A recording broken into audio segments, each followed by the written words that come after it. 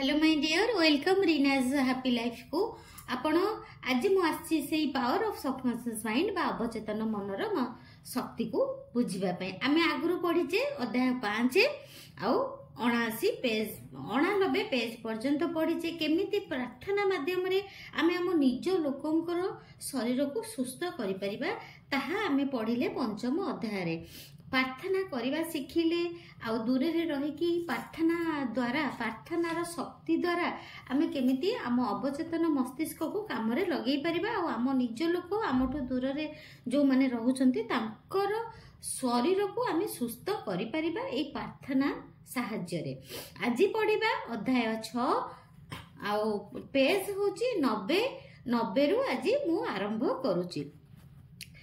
एही चैप्टर बा एही अध्यायर ना हैला मानसिक उपचार रे वास्तविक कौशल गुड़िक माने आमे जो मानसिक उपचार करू तार कौशल कोन आमे ताहा जानिबा जेते बेले जणे इंजीनियर गोटी ब्रिज तयारी करबा को किंबा एक स्पेस क्राफ्ट डिजाइन करबा को जाउथांती से जति जानिथिबा टेक्निक एवं पूर्वर व्यवहृत पद्धति रे कोनोसी समस्यार सम्मुखीन हुअन्ति निजर ज्ञान अनुଯାयी समस्या समाधान करि थांती सेही टेक्निक पद्धति सबु शिक्षा करितिबा उचित माने सी आगुरु सबु शिखिथिबे जे केमिति आमे हमर इंजीनियरिंग विद्या अनुसार आमे से डिजाइन को करि परिबा ता माने से शिखिचंती ज्ञान आहरण करि थांती बोली से करि पारंती सेही भली निज जीवन मध्य अनुशासन नियंत्रण एवं निर्देशित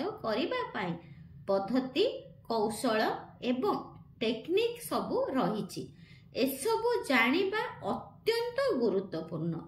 गोल्डन गेट ब्रिज निर्माण करिबा समय रे इंजीनियर मानकु प्रथमे गाणितिक नियम चाप टेंशन विषय बुझिबा को पड़िला द्वितीय रे सेमाने समुद्र उपरे ब्रिज रो दृश्य परिकल्पना कले तृतीय रे पूर्वरु प्रयोग करा जायतिबा पद्धति गुड़िक व्यवहार करी नियम गुड़िक लागू कले एही तीनोटी सोपान शेष हेबा परे ब्रिज वास्तवतार रूप नेला एवं पीढ़ी परे पीढ़ी गाड़ी चालक माने एहा उपरे देई गाड़ी चलाइबा पाई सक्षम हेले। जदि आपण आपणकर प्रार्थनार उत्तर पाइबा पाई चाहुचंती आपण सठिक पद्धति रु काम आरंभ करिबा दरकार जेउ उपाय आपणक प्रार्थनार उत्तर मिले ताहा एक वैज्ञानिक उपाय अटे एमिति संजोग वशतः किछि हुए नाही एहा निर्देश एवं नियमर दुनिया एही अध्याय रे आपण निजर आध्यात्मिक जीवनर उन्मोचन करिवार कौशल शिखिबे आपणक प्रार्थना व्यर्थ जीवा उचित नुहे एहा गंतव्य स्थल रे पहुंची आपणकर उद्देश्य पूर्ण करिबा उचित।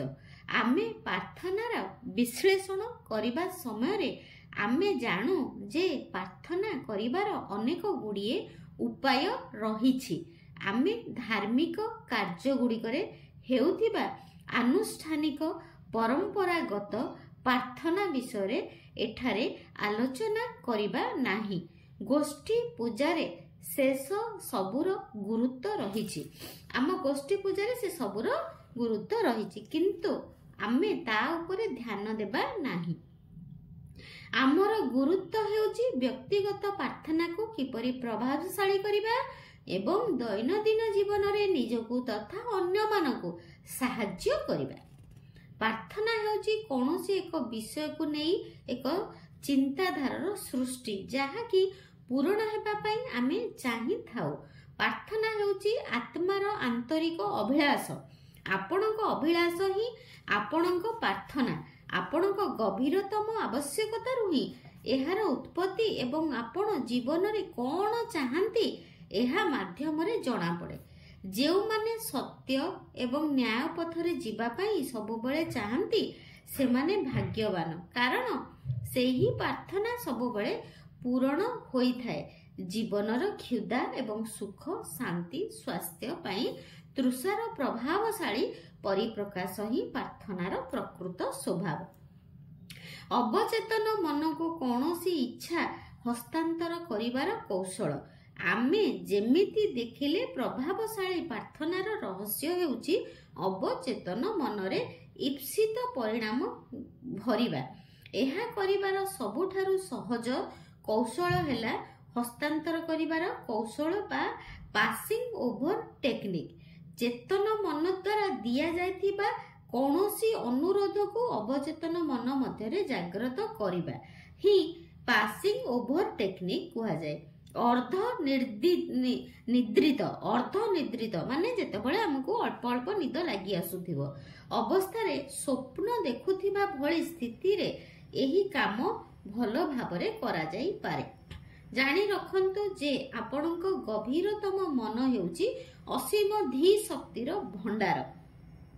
आपण जहा चाहुचंती से विषय शांत भावरे चिंता करंतु ताहा फलवती होई सारिथिबार दृश्य कल्पना चक्षुरे देखंतु सेही छोट झियो भली होई जानतु।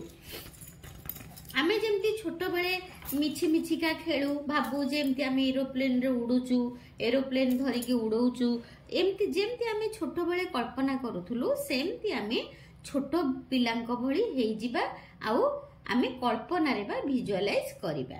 जहार बहुत काश हेउची एवं गला फुली जाउची से निजको निजे बारंबार कहिला वर्तमान काश भलो होई जाउची मोर गला भलो होई जाउची।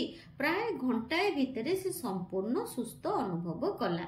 अत्यंत सरलता एवं निष्कपटतार सह एई कौशल व्यवहार करंतु। एथिरु आमे कोन जानिलु ना एटा गोटे सकारात्मक वाक्य बा अफर्मेशन। जदि भी हमर कोनसी आम शरीर रे चैलेंज अछि तेबे आमे ताको बारंबार कहिबा जे तार उल्टा कहिबा जे धर जनकु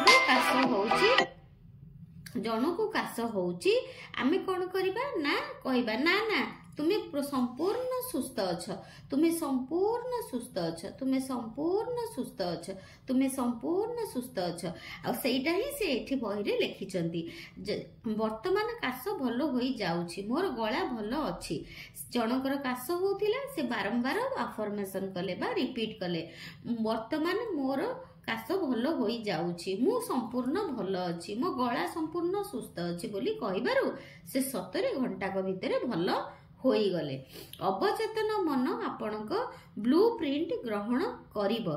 जदि आपण निज परिवार एवं निज पई गोटिए नुआ घर तयारी करूछंती आपण घरर ब्लू प्रिंट प्रस्तुत करिवार अधिक आग्रही हेबे। घर शेष हेबा पर्यंत बिल्डर ब्लू प्रिंट अनुसार घर तयारी करंतु बोली आपण चाहिबे। कौन सबु जिनिस व्यवहार करा जाउछि ता उपरे मध्य आपण नजर रखिबे। जेहेतु आपण जानिछंती जे घरर भविष्यत एहार निर्माण रे व्यवहृत सामग्री गुड़िकर गुणात्मक मान उपरे निर्भर करे आपण सर्व उत्कृष्ट मानर सीमेंट इन्सुलेशन वैद्युतिक वायरिंग छात सामग्री इत्यादि व्यवहार करिवे। सुख समृद्धि पाई आपणक मानसिक घर एवं मानसिक ब्लूप्रिंट रा जत्न समान भाबरे नेबा जरूरी नुहे कि तामाने आमे जति गोटे चाहुचे गोटे भलो घर करिबा पई ताले आमे प्रथमे मानसिक रे भाबुचे बा आमे मुंड रे भाबुचे बा कल्पना करूचे एमिति भलो रड आनिबा एमिति भलो सिमेंट आनिबा एमिति भलो क्वालिटी रे मोर घरटा करिबा। सेमती से कथा ही एठी जोसेफ मर्फी कहिसंती आपणक समस्त अनुभूति एवं आपणक जीवन रे प्रवेश करूथिबा सबु जिनिस आपण निजे मानसिक घर तयारी रे व्यवहार करूथिबा मानसिक बिल्डिंग ब्लॉक रा स्वभाव ऊपर निर्भर करे।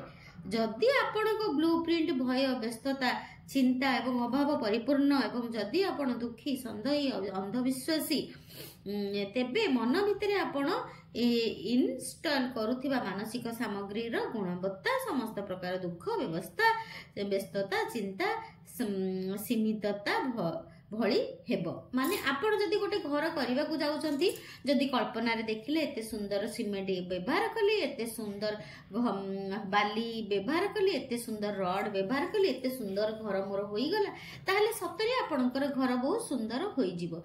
किंतु आपण जदि घर करबा पूर्वरु निजे भयभीत हेबे, निजे डरिबे, निजे अविश्वासी करेंगे निजको, केमिति टंका आसीबो, केमिति घर तैयारी हबो, मु घर करि पारिबी तो नाही, दुख करिबे, चिंता करिबे, ताहाले आपण सेइटा ही करिबे, आउ घर करि पारिबे नाही। जाग्रत थिबा समय आपण मानसिक स्तर रे जहाँ सबु करूछंती ताहा जीवनर सबुठारु मौलिक एवं सुदूर प्रभावी कार्यकलाप अटे। आपणक शब्द नीरव एवं अदृश्य, किंतु यह वास्तव। आपण जेतबेले जहा तामने एथिरे कहिचंती, आपण जेतबेले जहा कुहंती ताहा फलित हुए। आमे सेथिपई सबुबेले आम पार्टी आमे सबुबेले सकारात्मक कथा कहिबा। सबु समय आपण निज मानसिक घर निर्माण करुथांती एवं आपण चिंताधारा और मानसिक चित्रपट आपणक ब्लूप्रिंट उपस्थापित करिथाय।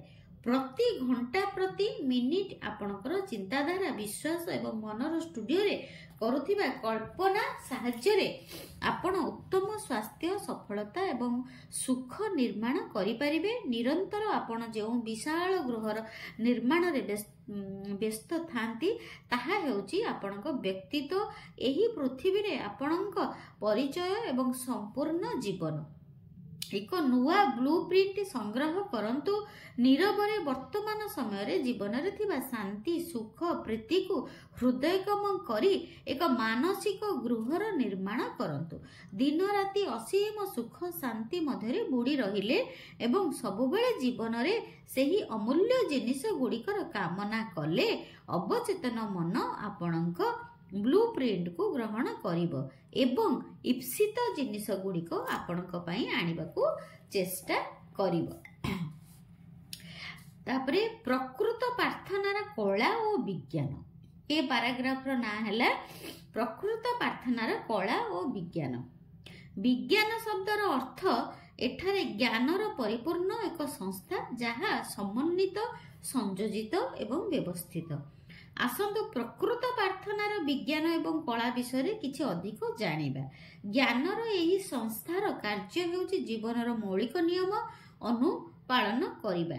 एहा पाखरे थिबा कौशल एवं प्रक्रिया गुड़िक आपणक जीवन एवं विश्वासर सह प्रयोग करुथिबा जेकोनोसी व्यक्तिक जीवन रे कार्य रे परिणत करा जाई पारे। कला हेउछि आपणकर कौशल किंबा प्रक्रिया एवं यहा पछर विज्ञान हेउछि आपणक मानसिक चित्र किंबा चिंताधारा प्रति सृजनशील मनर निर्दिष्ट प्रतिक्रिया। आपण जहा मागिबे ता पाइबे। मागंतु आपणको मिलिबो। कबाटरे ठक ठक करंतु, एहा आपणक पई खोली जिवो। एहार अर्थ कोन? एहा स्पष्ट भाबरे कहूछि जे आपण जहा मागिबे ताहा पाइबे। कबाट ठक ठक कले आपणक पई ताहा खोली जिवो एवं आपण ताहा खोजुछंती ताहा पाइबे। एही शिक्षा मानसिक एवं आध्यात्मिक नियमर निर्दिष्टता आडको सूचित करूछि। आपणक चेतन मनर चिंताधारा प्रति अवचेतन मनर असीम धीशक्ति ठारू सबुबेले गोटिए प्रत्यक्ष उत्तर मिली पारिबो। जदि आपण रुटी मागिबे आपण पत्थर पाइबेनी। बहुत बढ़िया सुंदर भावरे जोसेफ मर्फी कहिसंती। किछि पाइबाकू हेले प्रार्थना उपरे प्रगाढ़ विश्वास रखिबा उचित। आपणक मन चिंताधारा को जिनिस आड़कू गति करे। जदि प्रथमे आपणक मनरे एक छवि सृष्टि होई नथिबो एहा गति करि परिबो नाही, कारण गति कराइबा पई एहा पाखरे किछि नथिबो। अवचेतन मनर शक्ति कार्यकारी हेबा पूर्वरु आपणक प्रार्थना जहा कि आपणकर एक मानसिक स्तर कार्य प्रथमे एक छवि आकार रे आपणक मन भितरे गृहीत हेबा उचित। बिना कोनोसी जुक्ति किंबा द्विधारे सेही छवि को आपणक मन ग्रहण करिबा उचित। आंतरिक प्रार्थनार शब्द आधार हेउछि आपणक ज्ञान एवं चेतन मनर गति। निश्चित भावरे अवचेतन मन ठारू एक उत्तर पाइबार दृढ़ विश्वास। ଏହି ପ୍ରକ୍ରିୟା ଅନୁସରଣ କଲେ ଆପଣଙ୍କ ପ୍ରାର୍ଥନାରେ ଉତ୍ତର ନିଶ୍ଚୟ ମିଳିବ। ଦୃଶ୍ୟ କଳ୍ପନା କରିବାର କୌଶଳ। ଦୃଶ୍ୟ କଳ୍ପନା କରିବାର କୌଶଳ ମାନେ କ'ଣ? ମାନେ ଆମେ ଧର ଆମେ ଗୋଟେ କଳ୍ପନା କଲେ ଗୋଟେ ସୁନ୍ଦର ଘର, ଆମେ ଆଖି ବନ୍ଦ କରିକି ଆମର ସେଇ ଆଖି ବନ୍ଦ କରିକି ଆମ ଦୃଶ୍ୟରେ ଦେଖିବା, ମାନେ ଆମ ଧ୍ୟାନରେ ଦେଖିବା ବା ଆମ କଳ୍ପନାରେ ଦେଖିବା, ତାହାର କୌଶଳ। ଦୃଶ୍ୟ କଳ୍ପନା କରିବାର କୌଶଳ। ଗୋଟିଏ ଚିନ୍ତାଧାରା ସୃଷ୍ଟି କରିବାର ସହଜ ଏବଂ ସ୍ପଷ୍ଟ ଉପାୟ ହେଉଛି ଏହାକୁ କାଳ୍ପନିକ ଚକ୍ଷୁରେ ଏଭଳି ଦେଖିବା ଯେପରିକି ବାସ୍ତବରେ ଏହା ସ୍ଥିତି ରହିଛି। ଯାହା ବାହ୍ୟ ଦୁନିଆରେ ପୂର୍ବରୁ ରହିଛି ଆପଣ କେବଳ ତାହା ହିଁ ଖାଲି ଆଖିରେ ଦେଖିପାରିବେ। ସେହିଭଳି ଯାହା ଆପଣ ମନର ଆଖିରେ ଦେଖିବେ ତାହା ଆପଣଙ୍କ ମନର ଅଦୃଶ୍ୟ ସାମ୍ରାଜ୍ୟରେ ରହିଛି। ଆପଣଙ୍କ ମନରେ ସେହି ଜିନିଷ ଗୁଡ଼ିକ ଥାଏ ଯାହା ପାଇବାର ଆଶା ଆପଣ ରଖିଥାନ୍ତି। ଆପଣ କଳ୍ପନାରେ ଯାହା ସୃଷ୍ଟି କରନ୍ତି ସେସବୁ ଆପଣଙ୍କ ଶରୀରର ଯେକୌଣସି ଅଙ୍ଗ ଭଳି ସତ୍ୟ ଅଟେ। ଯଦି ଆପଣ ନିଜ ମାନସିକ ଚିତ୍ର ଉପରେ ଦୃଢ଼ ଭାବରେ ବିଶ୍ୱାସ କରନ୍ତି ତାହା ଦିନେ ନା ଦିନେ ଆପଣଙ୍କ ବାହ୍ୟ ଦୁନିଆରେ ବାସ୍ତବରେ ଆପଣଙ୍କ ପାଖକୁ ଆସିବ। ଚିନ୍ତା କରିବାର ଏହି ପ୍ରକ୍ରିୟା ଆପଣଙ୍କ ମନରେ ଛାପ ସୃଷ୍ଟି କରେ। ଏହି ଛାପ ଗୁଡ଼ିକ ଦିନେ ଆପଣଙ୍କ ଜୀବନର ବାସ୍ତବତାର ପରିଣତ ହୁଏ। ସ୍ଥପତି ମାନେ ସେମାନେ ଚାହୁଁଥିବା ଘରକୁ ପ୍ରଥମେ କଳ୍ପନା କରନ୍ତି। ନିର୍ମାଣ ଶେଷ ହେଲେ ଘରଟି କିପରି ଦେଖାଯିବ ତାହା ସେମାନେ କଳ୍ପନା କରନ୍ତି। ସେମାନଙ୍କ ଚିନ୍ତାଧାରା ଏବଂ କଳ୍ପନାର ଘର ତରଳ ପ୍ଲାଷ୍ଟିକ ମଧ୍ୟରୁ ଉଭା ହେବା ଭଳି ଲାଗେ, ଯାହା ସୁନ୍ଦର ହୋଇପାରେ ଅସୁନ୍ଦର ମଧ୍ୟ ହୋଇପାରେ। ବହୁତଳ ପ୍ରାସାଦ କିମ୍ବା ଗୋଟିଏ ମହଲାର ଛୋଟ ଘର ହୋଇପାରେ, କିନ୍ତୁ ଏହାର ଆରମ୍ଭ ହୋଇଥାଏ କାଳ୍ପନିକ ଦୃଶ୍ୟରୁ। ଯେ ସେ କହୁଛନ୍ତି ଗୋଟେ ଇଞ୍ଜିନିୟର ପ୍ରଥମେ କ'ଣ ଭାବନ୍ତି ନା ମୁଁ ଏଇଟାକୁ 2 ମହଲା କରିବି ନା 10 ମହଲା କରିବି ନା 100 ମହଲା କରିବି। ଆଗ କଳ୍ପନାରେ ଭାବିଥାନ୍ତି ଏମିତି ଏମିତି କରିବା, ତାପରେ ସେ କରନ୍ତି। କାଗଜରେ ଆଙ୍କିବା ଭଳି ସ୍ଥପତି ମାନଙ୍କର ଆମେ ଡିଜାଇନ କରୁ, ଆମେ ଯୋଉ ଆର୍ଟ କରୁ, ଘରର ଯୋଉ ପ୍ଲାନିଂ କରୁ, ସେଇଟା ହିଁ ଏଠି କହିଛନ୍ତି। ସବୁ ଜିନିଷ ପ୍ରଥମେ ମନରେ ହୁଏ। କାଗଜରେ ଆଙ୍କିବା ଭଳି ସ୍ଥପତିର ମାନସିକ ଚିତ୍ର ଦୃଶ୍ୟମାନ ହୋଇଥାଏ। ଶେଷରେ କଣ୍ଟ୍ରାକ୍ଟର ଏବଂ ନିର୍ମାଣ ଶ୍ରମିକମାନେ ଆବଶ୍ୟକ ସାମଗ୍ରୀ ଏକତ୍ରିତ କରି ନିର୍ମାଣ ଆରମ୍ଭ କରନ୍ତି। ସ୍ଥପତିଙ୍କର କଳ୍ପନା ବାସ୍ତବିକ ରୂପ ନେବା ପର୍ଯ୍ୟନ୍ତ କାମ ଚାଲେ। ମୁଁ ଶ୍ରୋତାଙ୍କୁ ଅଭିଭାଷଣ ଦେବା ପୂର୍ବରୁ ସବୁବେଳେ ଦୃଶ୍ୟ କଳ୍ପନା କରିବାର ଟେକ୍ନିକ ବ୍ୟବହାର କରେ। ମୋ ମନକୁ ସ୍ଥିର ରଖେ, ଯାହା ଦ୍ୱାରା ମୋ କଳ୍ପନାରେ ଚିତ୍ର ମୁଁ ଅବଚେତନ ମନ ଆଗରେ ଉପସ୍ଥାପନ କରିପାରିବି। ତାପରେ ପୁରା ଅଡିଟୋରିୟମର ଦୃଶ୍ୟ ମୁଁ କଳ୍ପନା କରେ, ଯେପରିକି ଏହାର ସିଟ୍ ଗୁଡ଼ିକ ପୁରୁଷ ଏବଂ ମହିଳା ଶ୍ରୋତାଙ୍କ ଦ୍ୱାରା ଭରି ରହିଛି। ସମସ୍ତଙ୍କ ଚେହେରା ଉଜ୍ଜଳ ଦିଶୁଛି ଏବଂ ଅସୀମ ଧୀଶକ୍ତି ସେମାନଙ୍କ ମଧ୍ୟରେ ପୂରି ରହିଛି। ସମସ୍ତେ ସୁଖରେ ଅଛନ୍ତି ଏବଂ ନିଜକୁ ମୁକ୍ତ ମନେ କରୁଛନ୍ତି।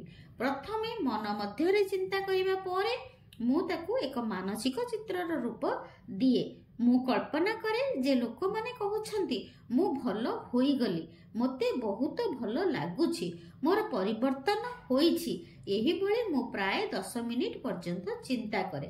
ନିଜକୁ ନିଜେ ଭାବେ ଯେ ସବୁ ଲୋକଙ୍କର ମନ ଏବଂ ଶରୀର ପ୍ରେମ, ସମ୍ପୂର୍ଣ୍ଣତା, ସୌନ୍ଦର୍ଯ୍ୟରେ ପରିପୂର୍ଣ୍ଣ।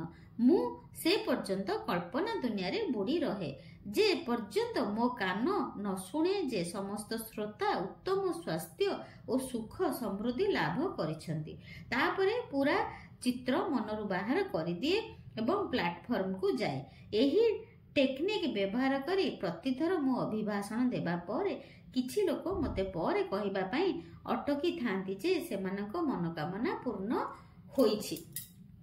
ଏଥିରେ ଯୋଶିଫ ମର୍ଫି କହନ୍ତି ସେ ଯେତେବେଳେ ଷ୍ଟେଜ ଉପରକୁ ପଢେଇବାକୁ ଯାଆନ୍ତି ପିଲାମାନଙ୍କୁ ଏଇ ଆକର୍ଷଣ ନିୟମ ଆଉ the power of subconscious mind, ସେତେବେଳେ ଯିବା ଆଗରୁ ସେ କଳ୍ପନାରେ ଦେଖନ୍ତି ଯେ ସମସ୍ତେ ତାଙ୍କର ପାଠ ମାଧ୍ୟମରେ, ତାଙ୍କର ଏଇ ପାୱାର ଅଫ ସବକନସିୟସ୍ ମାଇଣ୍ଡ ମାଧ୍ୟମରେ ସମସ୍ତେ ଗ୍ରହଣ କରୁଛନ୍ତି, ସମସ୍ତେ ସଫଳତା ପାଉଛନ୍ତି, ଆଉ ସମସ୍ତେ ବହୁତ ସୁଖରେ ଅଛନ୍ତି, ସୌନ୍ଦର୍ଯ୍ୟରେ ଅଛନ୍ତି। ସେ କଳ୍ପନା କରନ୍ତି, ଯାହା ଫଳରେ କି ସେ ତାଙ୍କର ପାଠ ପଢ଼େଇ ସାରିଲା ପରେ ଷ୍ଟେଜରୁ ସେ ବହୁତ ସଫଳତାର ଷ୍ଟୋରି ପାଆନ୍ତି। ଏଇ ବହି ଲେଖିବା ପାଇଁ ବହୁତ ସକ୍ସେସ୍ ଷ୍ଟୋରି ସେ ପାଆନ୍ତି। ଆଉ ତାଙ୍କର ଯେଉଁମାନେ ସମସ୍ତେ ବସିଥାନ୍ତି ଷ୍ଟୁଡେଣ୍ଟସ୍ ମାନେ ପଢ଼ିବା ପାଇଁ ଶୁଣିବା ପାଇଁ ସେମାନେ ଭରି ଭରିକି ତାଙ୍କୁ ସଫଳତା ଦିଅନ୍ତି। ମାନସିକ ଚଳଚ୍ଚିତ୍ର ପଦ୍ଧତି। ପୁରୁଣା କଥା ରହିଛି, ଗୋଟିଏ ଚିତ୍ର 1000 ଶବ୍ଦ ସହ ସମାନ।